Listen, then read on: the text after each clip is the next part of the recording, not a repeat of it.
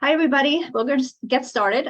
Thank you for joining us today. I'm Nadine, the supervising librarian of the Philip Roth Personal Library at the Newark Public Library. We are so very pleased to have Aimee Pozorski join us today for a dialogue about American Pastoral. Aimee Pozorski is a professor of English at Central State Connecticut University and served as president of the Philip Roth Society from 2009 to 2015 and is currently co-executive editor of Philip Roth Studies. For security reasons, we're running this book discussion in a Zoom webinar format. So this means that while you won't be able to see each other at any time, do feel free to post any comments or questions in the Q&A or in the chat box. If you're using the chat feature, please do send your message to all participants so that everybody can see your comments. And then for part of this discussion, I will unmute participants if they wish to share their favorite passage of the book or if they have a question. So we will begin with Aimee Pozorski, then participants can share their favorite passage, and if there's time, we'll open it up to a Q&A. Please be aware that this is being recorded and streamed on the Newark Public Library's Facebook page. Aimee, thank you so much for being here today. Thank you, Nadine, for that nice introduction. I was telling Nadine when I logged in today that I'm actually calling in from CCSU, my academic office. And I came here, number one, because it's air conditioned, and number two, because I remembered that I had this drawing of Philip Roth that my student Liz Willett drew for me. And I thought it'd be so cool to have him behind me. I didn't figure out how to set it up, but he'll be sitting beside us during today's discussion. It's so nice to see you all. So I would like to begin today by thanking Nadine for organizing this wonderful series, for her kind introduction. Thank you to everybody working behind the scenes and to Rosemary Steinbaum and the Board of Trustees of the Newark Public Library. If you have not yet visited the Philip Roth Personal Library, you are in for an enormous treat. Thank you to Ira Nadell, Jim Bloom, Matthew Shipe, who were predecessors in the series. You are all hard acts to follow. So I have about 20 minutes of comments. I'll kind of pepper my remarks with some passages. I'll refer to them and we can go back to them to closely read if you're interested. But again, I imagine that you have your own ways into this book. You have your own favorite passages. And so if there's time, and I'm sure there will be time, we can talk about those passages and then we can have discussion and Q&A. So I think we are well familiar with the phrase that a classic novel like American Pastoral, quote unquote, stands the test of time. And when readers and scholars say that, they generally mean that it will be read for a long time to come, across years and decades, and we assume with Roth, even centuries.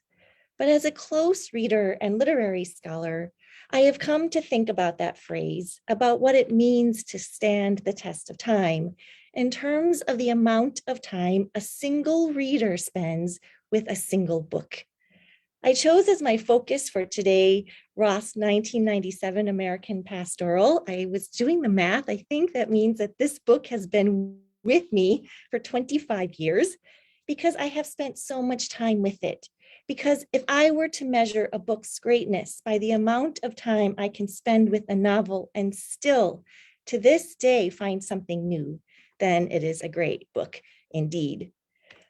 This also means, of course, that the novel is open to all kinds of interpretations from the imaginations of people from all across the globe. And depending on when we read the book and where we are in geography, we will see each nuance a little bit differently.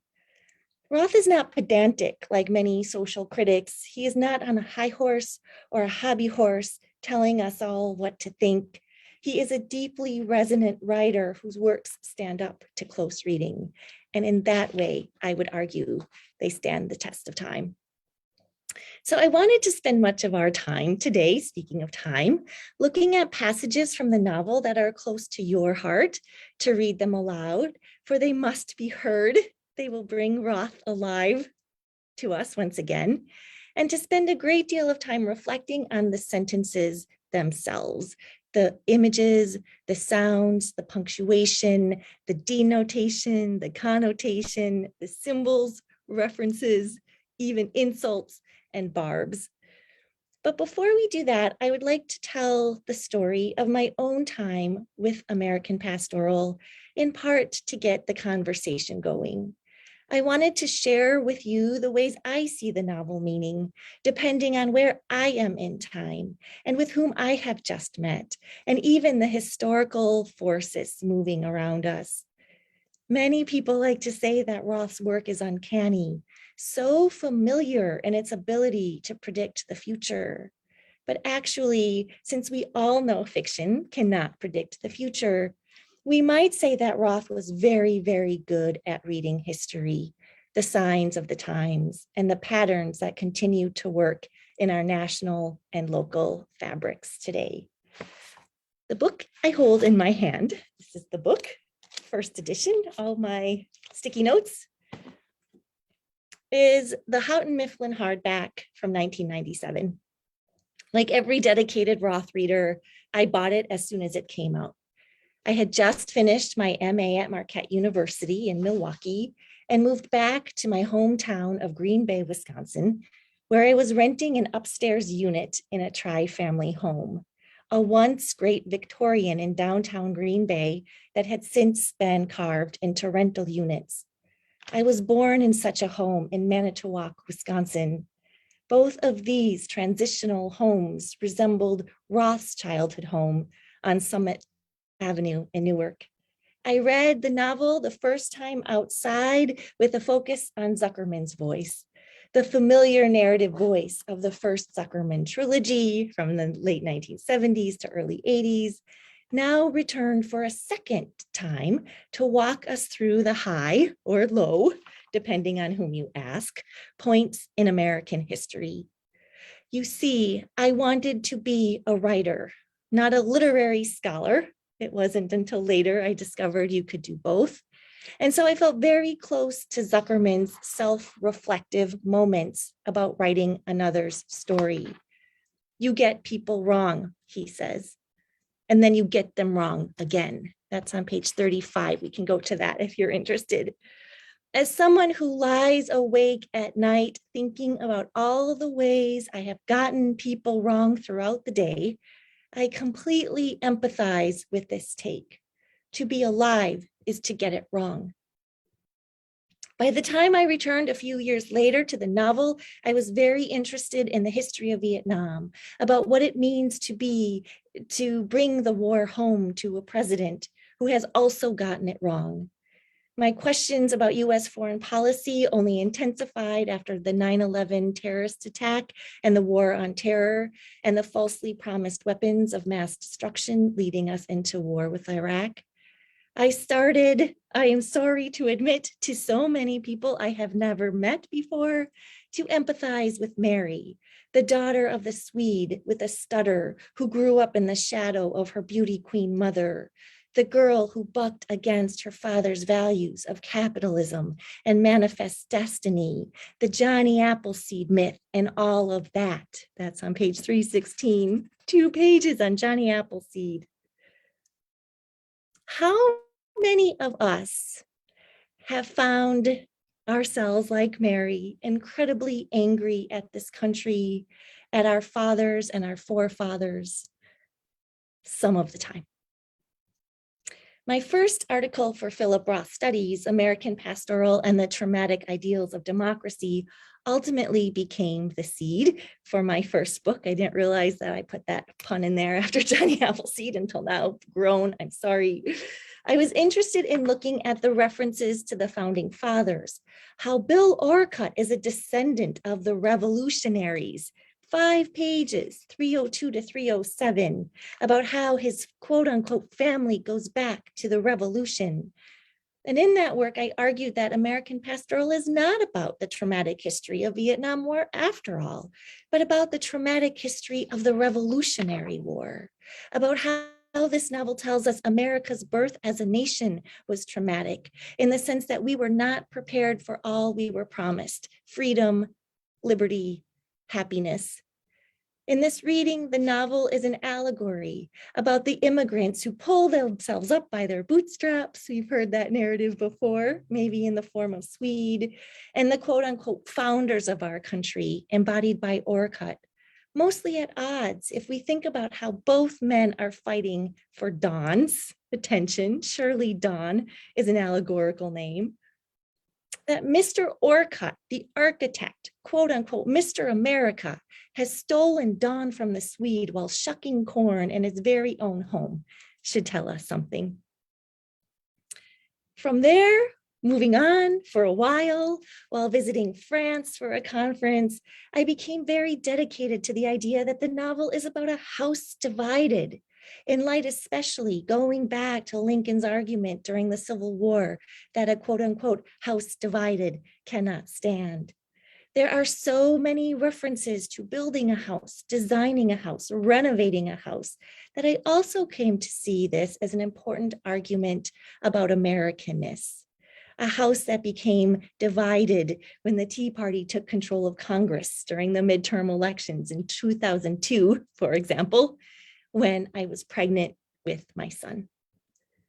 If we are thinking about the significance of places in my reading, then I could circle back to Italy, where my good friend Pia Masiero, who reads narratologically, who thinks about how a novel is structured as a narrative, says, isn't that interesting?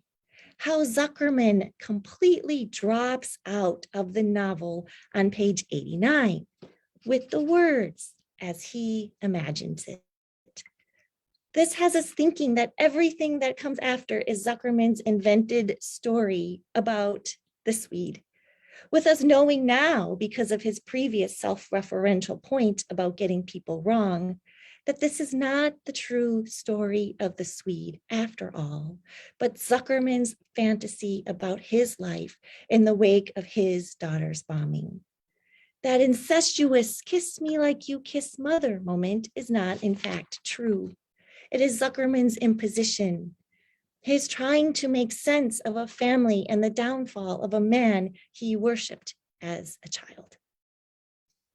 Another reading that really influenced me comes from Claudia Roth-Pierpont, who was the first to point out to me that moment when Mary catalogs the flowers around Rimrock actually appears twice in the novel, almost verbatim, she says, and has us wondering if that is an accident or an important repetition involving trauma. As someone who loves flowers and gardening, that long moment on pages 418 to 419, that's the second time it's mentioned, is so wonderful to me. I could spend hours speaking of the test of time on those sentences alone. The catalog of the wildflowers in the midst of an epiphany. 3 + 1 is 4. The daughter has made her father to see. That's 418.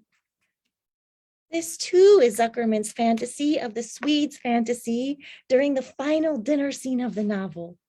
Structured like a true pastoral, which traditionally ends with a feast, even with the mention of sheep. A visitor, I forgot who, I went to look this up, is starting to talk about sheep she saw like a recent trip. The dinner party, narrated over 100 pages or more, is less the final celebration offering bounty and closure, and more a testament to the American berserk embodied by the Lovov family.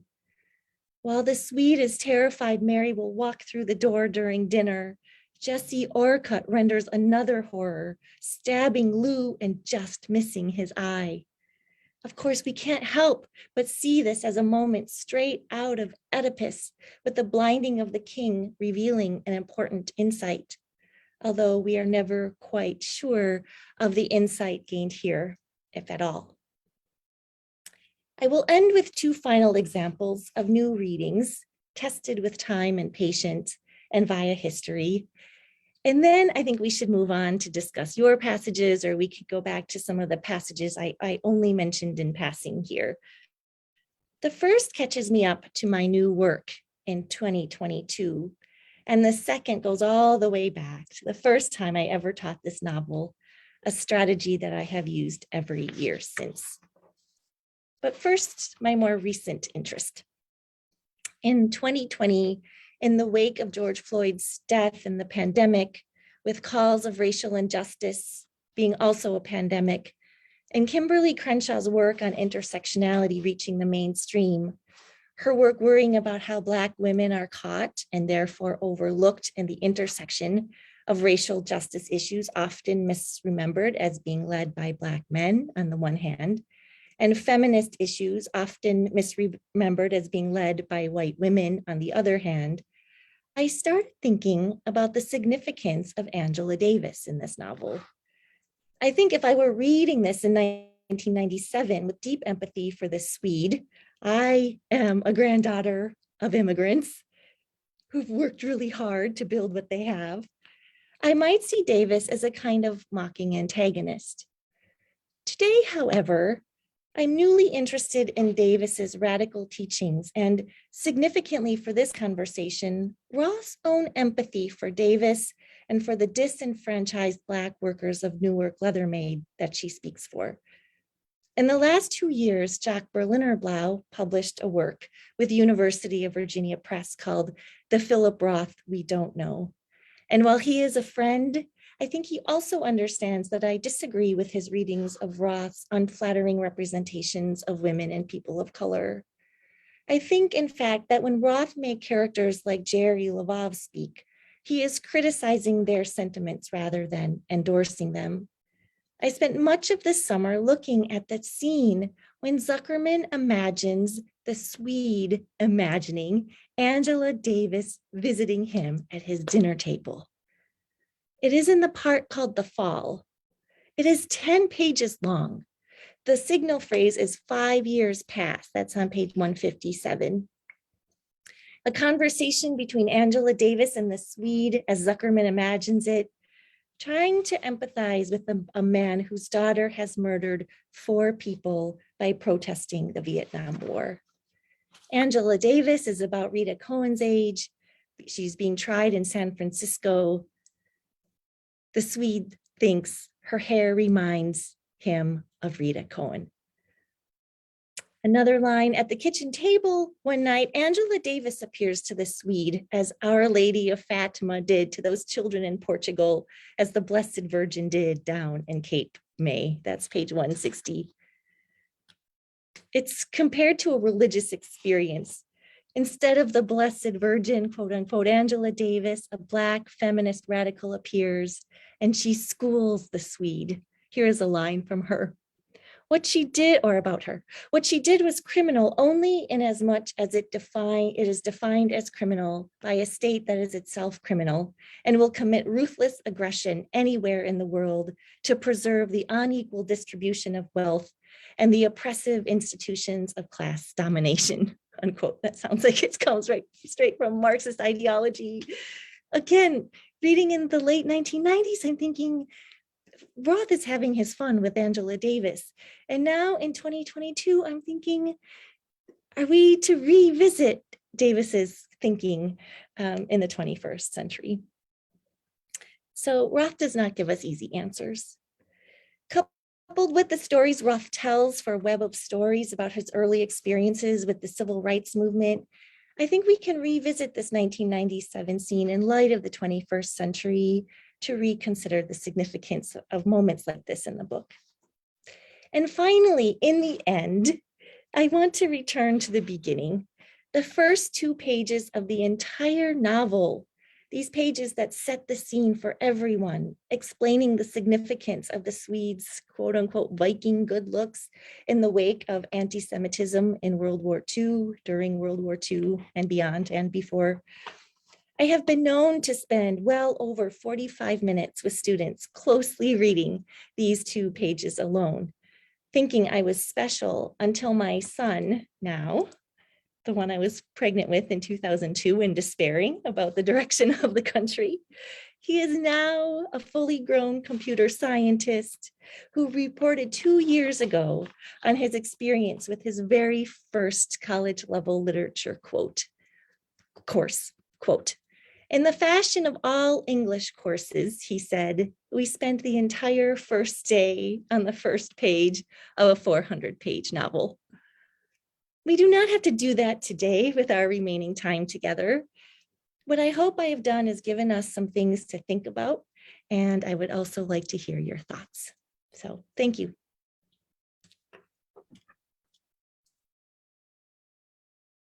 Thank you so much, Aimee. So here we go. Here's an open forum. Please feel free to post any questions or comments in the chat. And we're also going to be looking for volunteers if you want to read your favorite passage. So please raise your hand and I'll unmute you, and then you could share with all of us.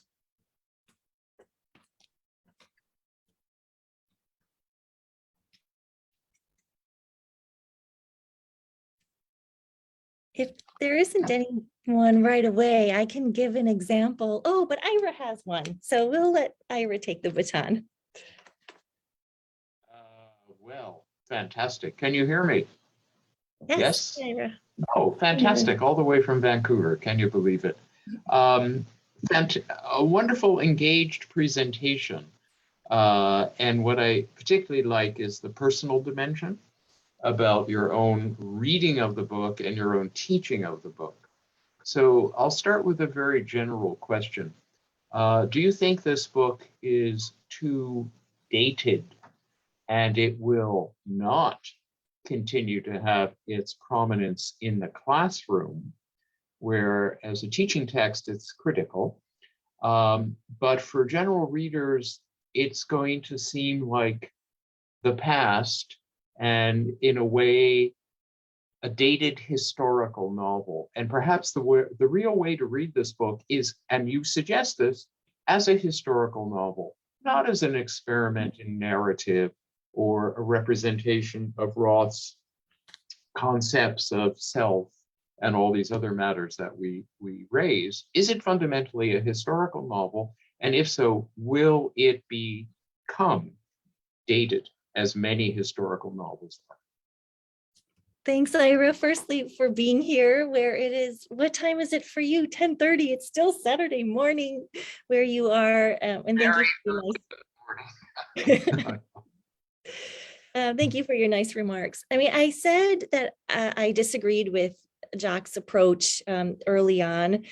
He came to my class, as you did. We did an all online Roth seminar, I think in the spring of 2020 or 2021. And when he appeared, he asked students what they thought, understanding that many of our students now, 25 years later, are anti-capitalist. They're interested in robust, sympathetic, understanding representations of women. They're interested in representations of work and workers. And racial difference. And so I feel like while the words in the novel will remain the same, the ways that we approach it teaching can be quite different. We can look at representations of Angela Davis. We can look at representations of Mary.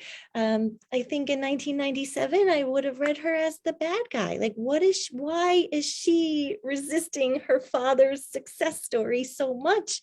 But if you kind of think about our students in 2022 who are frustrated with the leadership in this country, who are frustrated with how capitalism has worked for their generation, I think that opens up a new perspective. The meanings seem to change based on, or our understanding seem to change based on different generations' experiences in time, I would argue. Is that fair? In other words, that's a way to say, I don't want to throw this book away because it's amazing, right? Like the writing at the level of the writing seems like it will guarantee the fact that it exists. Okay, that's good. That's good. Sure. And for those of you that don't know, Ira Nadel wrote Philip Roth, A Counter Life, and I highly recommend it if you haven't read it. Okay, thank you, Ira. Thank you, Ira. Thank you. We have a comment from Jim. Speaking of getting people wrong, the current New York Review of Books has an illuminating essay covering how egregiously everyone who weighed in kept getting Davis wrong. Oh, okay. Thank you, Jim. And you know what? Is this Jim Bloom? I believe so. I'm now starting to wonder if I'm thinking so much about Davis because of Jim Bloom's own work and Oh, let me allow Jim to speak. 1 second. okay. Go ahead, Jim. I just wanted to say, yes, it is Jim Bloom. But I was wondering about things that do make it very relevant. And I'm thinking of some minor characters. You were talking about Bill Orcutt. And I mean, I just wrote about sports and Roth. And of course, Bill Orcutt, has to be taken down very literally by the Swede. And I think that's part of Swede's conquest of America, because Bill Orcutt is Mr. America, comes from a colonial family. He has all the right pedigree. I'm also, reverberating with the passage on page 35 that we all love about getting people wrong. Jerry, the surgeon Swede's little brother, is described as someone who's always had to be right, who was always right, not even had to be right. I think I'm quoting here. And of course, the funniest passage, or one of the funniest passages in what's otherwise a grim, serious novel about revolution and violence, is what Jerry does with, I even forget what the animal is, the squirrel pelts, right, to make the coat for his girlfriend that stinks up the house. And of course, he becomes a surgeon. So you wonder, if he gets things wrong as a surgeon, because he's described as someone who's never wrong and commands the operating room and is a bit of a bully. So in some ways we have two kind of violators or transgressors who challenge Swede, both his brother and Bill Orcutt. And I'm just wondering, if you want to think about the relationship between some of those minor characters, the kind of constellation of different voices that Swede has to contend with, and that Roth loves to impersonate. And I think as long as Roth is doing his impersonations at the top of his game, he's always worth reading. Mm-hmm. But maybe I'm getting too much fun into the conversation. I love that, Jim. What you've done is really helped me think about this as a novel about novels, or a novel that's interested, that has Zuckerman talk about getting people wrong as a way of reflecting on the minor characters that get people wrong, as you've said, as a way of reflecting how in my reading, I hope this isn't going too far, I'm like a child of hippies, I've said before, as a way of reflecting how institutions get people wrong, right? Like, do we have to succumb to the teachings of the big institutions if they themselves are fallible? And so that's another reason why, to Ira's point, I would say this novel is always relevant. What do people do? Roth is the best at defying institutions, at kind of questioning the status quo. So we do have on that page 35, it's Zuckerman talking about the writing process, about getting people wrong, but it's also reflecting on other characters in the novel who get people wrong. It maybe reflects, back to your original comment, on how we've got Angela Davis wrong, and all the other institutions that we're told to believe and trust in. The doctors, for example. Should I read the passage, or does somebody want to read that on page 35? You fight your superficiality. Jim or others, or I can? Yeah. Well, I just wanted to sort of follow. Well, I thank the chat for telling me it was a hamster, so I was wrong about squirrels. So, but you really can't talk about institutions, I think, in terms of Roth. I mean, this is what I just did for the past 2 years. But you can't talk about institutions in Roth's work without talking about the military. And, that Swede's eagerness to fight the Japanese, and then his disappointment at ending up, teaching volleyball and softball at Paris Island, is sort of one example about how institutional life kind of saves his life, but gets his life wrong according to his own narrative. And then, of course, the other institution is the glove factory. Mhm.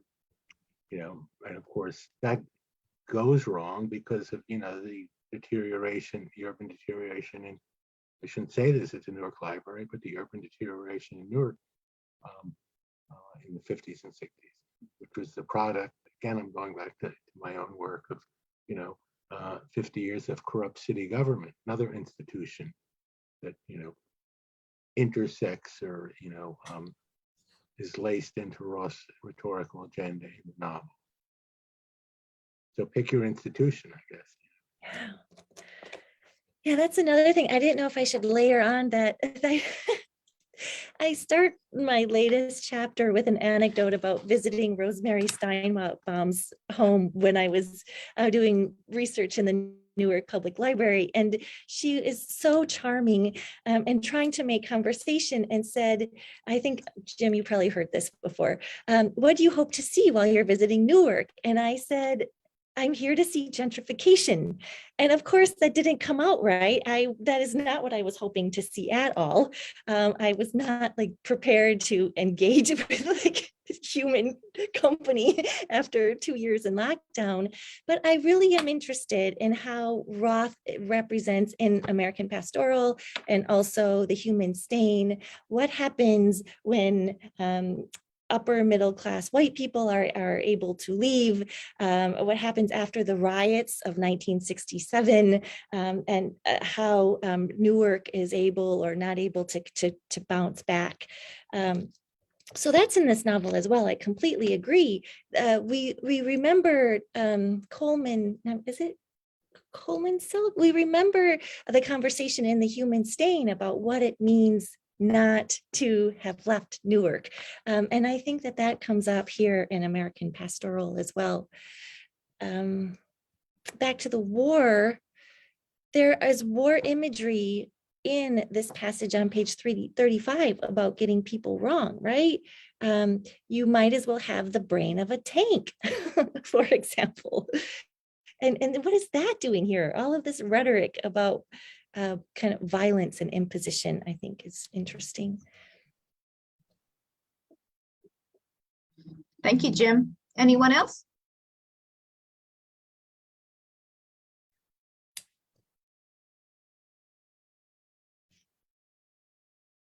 Could we look at the passage then? Is it all right if I read it? Does everyone Sure, have thank you. books? Okay, so we're on page 35. This is Zuckerman telling us about the process of writing about the Swede. I'm at the very top of 35. You fight your superficiality, your shallowness, so as to try to come at people without unreal expectations, without an overload of bias or hope or arrogance, as untank-like as you can be, sans cannon and machine guns and steel plating half a foot thick. You come at them unmenacingly on your own 10 toes, instead of tearing up the turf with your caterpillar treads. Take them on with an open mind as equals, man to man, as we used to say, and yet you never fail to get them wrong. You might as well have the brain of a tank. You get them wrong before you meet them, while you're anticipating meeting them. You get them wrong while you're with them, and then you go home and tell somebody else about the meeting, and you get them all wrong again. Since the same generally goes for them with you, the whole thing is really a dazzling illusion of all perception, an astonishing farce of misperception. And yet, what are we to do about this terribly significant business of other people, which gets bled of the significance we think it has and takes on instead a significance that is ludicrous? So ill-equipped are we all to envision one another's interior workings and invisible aims. Is everyone to go off and lock the door and sit secluded like the lonely writers do in a soundproof cell, summoning people out of words and then proposing that these word people are closer to the real thing than the real people that we mangle with our ignorance every day? The fact remains that getting people right is not what living is all about anyway. It's getting them wrong that is living, getting them wrong and wrong and wrong, and then on careful reconsideration, getting them wrong again. That's how we know we're alive. We're wrong. Maybe the best thing would be to forget about being right or wrong about people and just go along for the ride. But if you can do that, well, lucky you. I think that we all, I mean, we cannot deny the fact that the repetition of the word wrong here is on purpose. It's not like Roth couldn't figure out another way to say wrong. It's like, I don't know if you've ever counted how many there are. It's like, it's right there in your face. And yet, Zuckerman says that is what it means to be alive. But as Jim was talking, and probably I should defer to him since he just wrote Roth's Wars, all those 8 opening lines compare the process of writing and the writing tools to war tools, unless you read Tanks another way. But I'm thinking about on tank-like as you can be, you try, right? Cannon, machine guns, steel plating 1/2 foot thick, caterpillar treads, tearing up turf. You have the brain of a tank. I mean, that is curious to me. He could have used any kind of metaphor or analogy for the process of writing, of trying not to impose your own understanding of things and on values on people. And he uses the language of war machinery to do it, which is striking.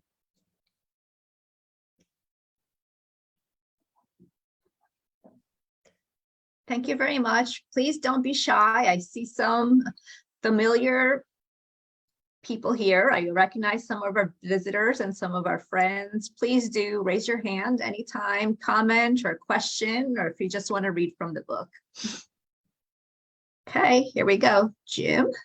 Yeah, I was also thinking about that in relation to pausing to speak here, to Mary's stuttering,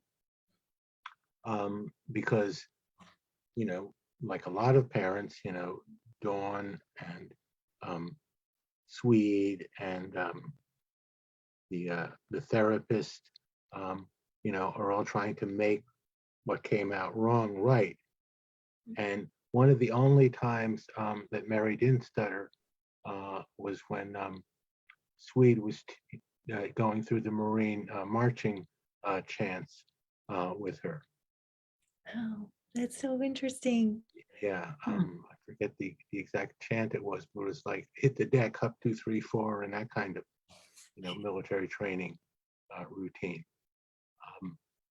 So I was just wondering if, you know, not just Mary's radicalism, but Mary's backstory, you know, should figure into what you were saying about Mary before, and Angela Davis. And just coincidentally, as I put in the chat, I just recently read this article that was pretty much focused on how, you know, everyone, including, you know, journalists and her enemies and even her allies, kept getting Angela Davis wrong and underestimating her and misrepresenting her politics and kind of minimizing her feminism. And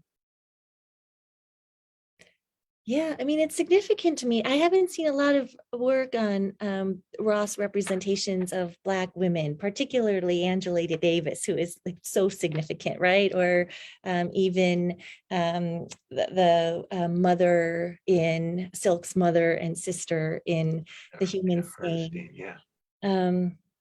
What was I going to say about that? Oh, the stutter. I mean, so as you may be able to tell based on the way I describe my relationship with the book, I read through a trauma lens through and through. And so that comes out of an engagement with psychoanalysis. And what psychoanalysis says is whenever a patient lying on the couch during therapy starts failing and trying to tell the truth about something or recall an event, if there's a stutter or a stammer or a silence or a repetition or just this kind of stonewalling, that is when we have to focus. That's the tell. That's the sign that something is wrong. And I think that's a really interesting way to think about Mary's stutter. I mean, just at the literal level, it's the thing that makes her imperfect in the eyes of her mother. But it also is trying, there's this paradox, right? It's trying to speak to something that nobody is paying attention to, whether it be frustration or socialization or I don't know, both of those, or just like her problem with her sense of how history is working at this moment in time. So I love that idea, Jim, of looking at Mary's stutter more carefully.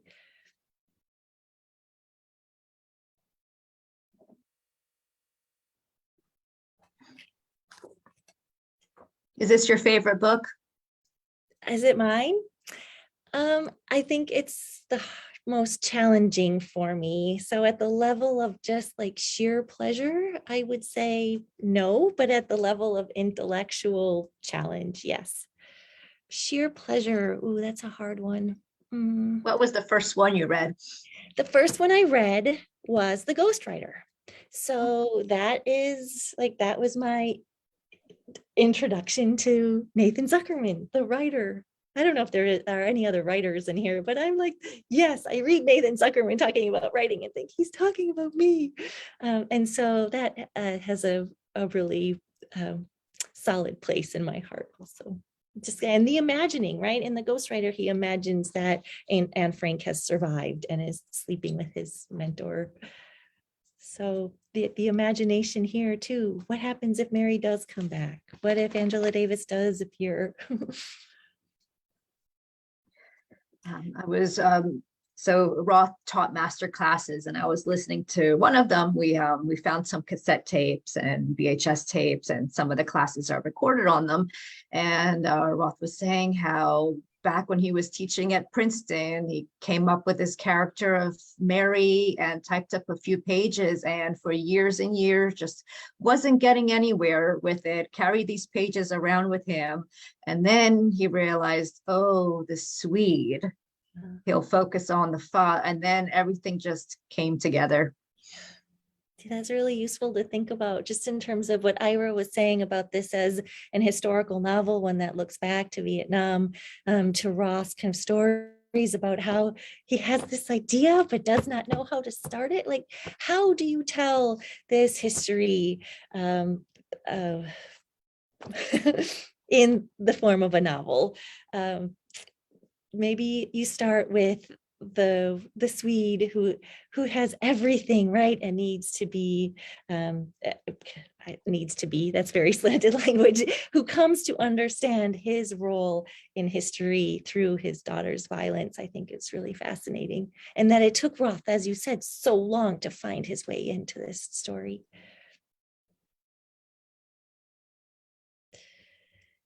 Ira. Oh, there you go. Oh, and then we've got Carolyn too. So Ira and then Carolyn.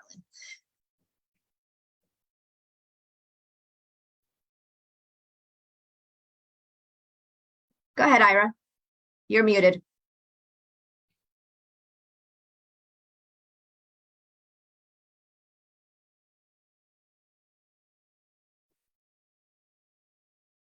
Oh, okay. Let me go to, okay. Let me try Carolyn. Carolyn, go ahead. Hi, can you hear me? Yes. Amazing. I'd hesitated to ask this question because I know it's exactly the sort of question that my literature professors in undergrad hated. But I'll start by reading a passage that I really do like on page 265. So it's when he sees Mary and she's wearing this veil, and he discovers that she's a Jane now. But she wouldn't. He pried her mouth open, disregarding a guideline he had never before overstepped. The injunction against violence. It was the end of all understanding. There was no way for understanding to be there anymore, even though he knew violence to be inhuman and futile, and understanding, talking sense to each other for however long it took to bring about accord. All there was that could achieve a lasting result. The father who could never use force on his child, for whom force was the embodiment of moral bankruptcy, pried open her mouth and with his fingers took hold of her tongue. One of her front teeth was missing, one of her beautiful teeth. that proved it wasn't Mary. The years of braces, the retainer, the night brace, all those contraptions to perfect her bite, to save her gums, to beautify her smile. This could not be the same girl. So I really like that passage and just so many sections in The Fall because they're so gripping and visceral, and you see the Swede in denial, but I feel like in that passage, you know, there's also sort of a tinge of resentment because, you know, parenthood is presented as sort of sacrifice as default. And, you know, like parents aren't supposed to count all of the good acts that they've done for their kids, but here he is kind of listing like these are the ballet lessons and all the sessions of therapy and, you know, everything that he's done right for her. And so one of the things that I really love about Roth is that he wrote so much about fatherhood despite not being a father. And I've read, you know, the big biography by Blake Bailey, and I've heard him speak, like I've heard his own assessment of Roth, which is that, you know, he's somebody who can write very insightfully about people, but in real life might not always get people. And I think that's a theme that you've already touched on today. And so my annoying question is, do you think that if he'd had children of his own, you know, his books would have turned out differently? Oh, that's really a fun question. Oh, I don't know. I mean, I think his imagination coupled with the fact that it's not like he wasn't around children. He had children in his life with whom he was very kind of affectionate and doting and fatherly. I think, honestly, Caroline, if he had children, he wouldn't have written this book. Yeah. He had to kind of give up family in order to create these masterpieces, all that time working in his studio. But one, I had never thought about this passage as closely before until you started reading. I was thinking this is as much about fathers and daughters as it is about bodies and embodiment. There's a new, like an up and coming Roth scholar named Josh Lander, who is working on a book called Roth and Embodiment. And he's interested in all of Roth's representations of the human body, mostly with regard to women's bodies, but also he takes up Sabbath theater and men's bodies and the pee and the semen. But when you were reading this, I was thinking, yes, this is a part of that project. The rotting mouth. I mean, all of the repetition, not only of mouth, but rotting and smell and stench and teeth. And for me, this is an extension of his project, trying to show how difficult it is to kind of grapple with, to be close with, to confront a body which is by definition already rotting and aging. So I think that that's another way to read it, as well as this kind of violent imposition, a moment where a father is like physically putting his hands on his daughter. It seems like aggressive to me, which makes me feel very icky. I don't like that sense. But I think that this shows also his interest in ethics in the face of the rotting body as you read it. That didn't answer your question. Thank you, Carolyn. Okay. Let's try Ira again. No. Okay, how is that? Yes? Oh, good. Okay, thank you. I'm fascinated by the passage on 35 that you were talking about earlier about getting people wrong, and also the section on page 63 where the character says writing turns you into somebody who's always wrong. The illusion that you may get it right someday is the perversity that draws you on. So I think, and I wonder if you agree, page 63 answers the question, if you're always getting people wrong, why am I still writing? Mm-hmm. Why am I still creating these characters? And if you go back to 35 and look at it carefully, there's a very interesting structure to this section. And it seems to be A, B, and then probably C. So A takes you through the opening and the metaphors of war and weapons and so forth. And B is the point, the turn, almost like a sonnet, And yet, what are we to do about this terribly significant business of other people? And then C, or the synthesis, if you want to speak about it dialectically, is that we know we're alive. That's how we know we're alive. We're wrong. And so in a sense, he's seeking, it's kind of a manifesto. That's why I'm fascinated by this section of writing. And why do you still write knowing that you're going to get people wrong? And he partly answers that on 63. And maybe it's imagination that comes into play here. That's so important. Externally, perhaps you're always going to misunderstand people and their motives. But imaginatively, I can somehow create something that makes sense. And there's a passage somewhere here where he talks about biography. And he says, biography is always wrong. And what happens is you create a myth about a person. But is it accurate? Is it factual? Maybe, and maybe not. But that doesn't matter as much as the generative dimension of biography in trying to understand another person. That's not really a question.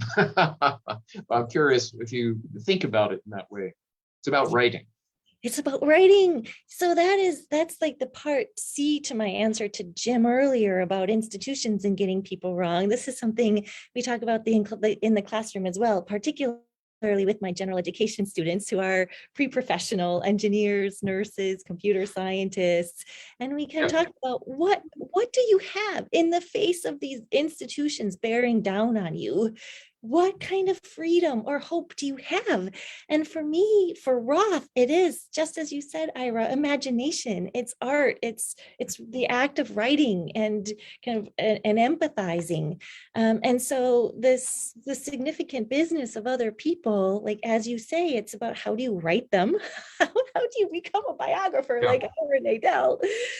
But also like how do you live with them in the world? How do you live with their rotting mouths and their illnesses and the way their differences from you.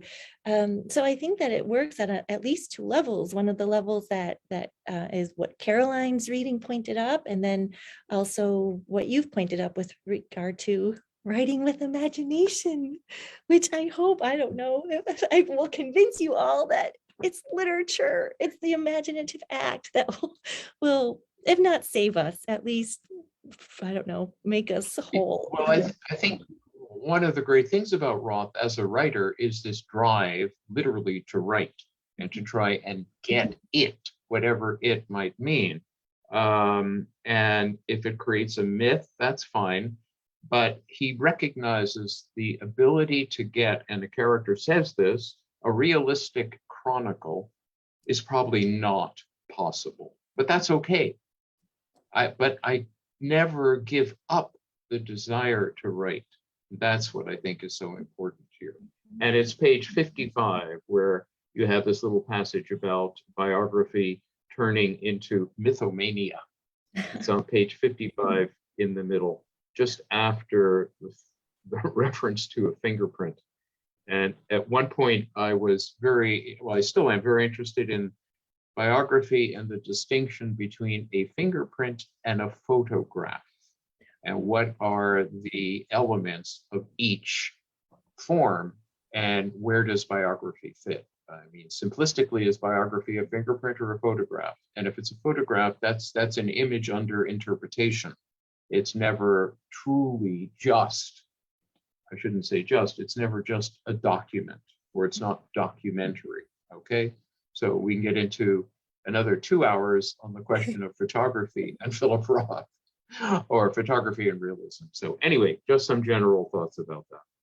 That's brilliant. Yeah, so just to make sure everyone's on the same page, the middle of 55, Ira is interested in the way the act of writing a biography is compared to, let's see, and since we don't just forget things because they don't matter, but also forget things because they matter too much, because each of us remembers and forgets in a pattern whose labyrinth windings are an identification mark no less distinctive than a fingerprint. It's no wonder that the shards of reality one person will cherish as a biography can seem to someone else who, say, happened to have eaten some 10,000 dinners at the very same kitchen table to be a willful excursion into mythomania. I don't see that's the labyrinth and fingerprint. Where is the other aspect, Ira? Where on photography? Yes. No, I made that up. Oh, okay. I completely did. No, It's something I published a few years ago. I'm so sorry. It's a trick. It's a trick. It's a trick. It's a cool passage too. Thank you. Thank you. Jim, did you have something to add?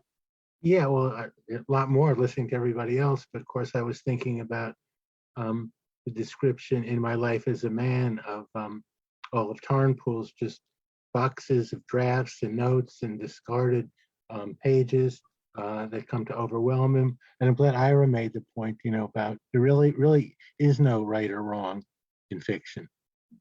Just like there are no tears in baseball, right? No crying in baseball.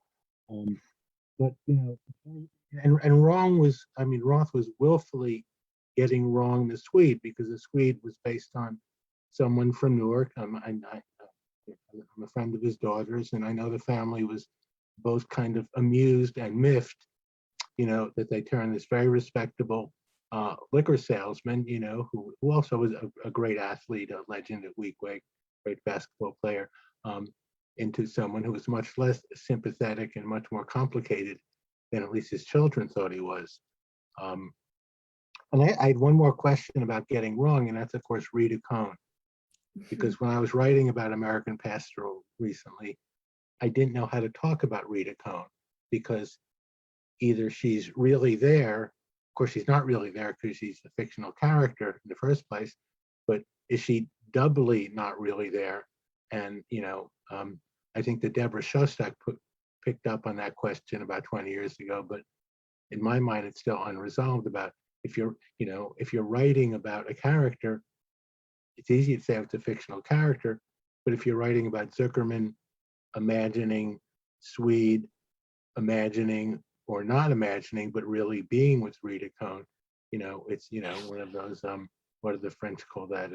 A mise en abîme, one of those rooms with mirrors everywhere. So is Rita Cohn real? That's your last question. Yes or no? No. Okay. But could I just say, as you were talking, I was thinking about, this is another text that has evolved in our readings over time, and that's Arthur Miller's Death of a Salesman. Students are really interested in the representation of the decline of Willy Loman, the way that he imagines things, things that we might read as true memories, but are actually fictionalized. These kind of memories as the sign of a disintegration or the decline of a once successful capitalist. I guess Willie was never all that successful, but this expressionistic aspect, I think Roth is pulling up into American Pastoral. The Swede is always going into some kind of reverie or fantasy with many of these characters. So I think that rereading Death of a Salesman in 2022 helps me understand these fantasy moments in American Pastoral. I think it's fun to read Death of a Salesman against Uncle Leo Potemkin. Oh, yeah. And Goodbye Columbus. That's what always comes to my mind anyway. Thank you, Jim. So it's 2:00. We're going to start wrapping up. I want to thank Aimee so much for hosting this session today, and thank you for all of you for participating. And just want to mention that our next book club meeting will take place on Saturday, November 5th. Our host, Jessie Tisch, will talk about patrimony.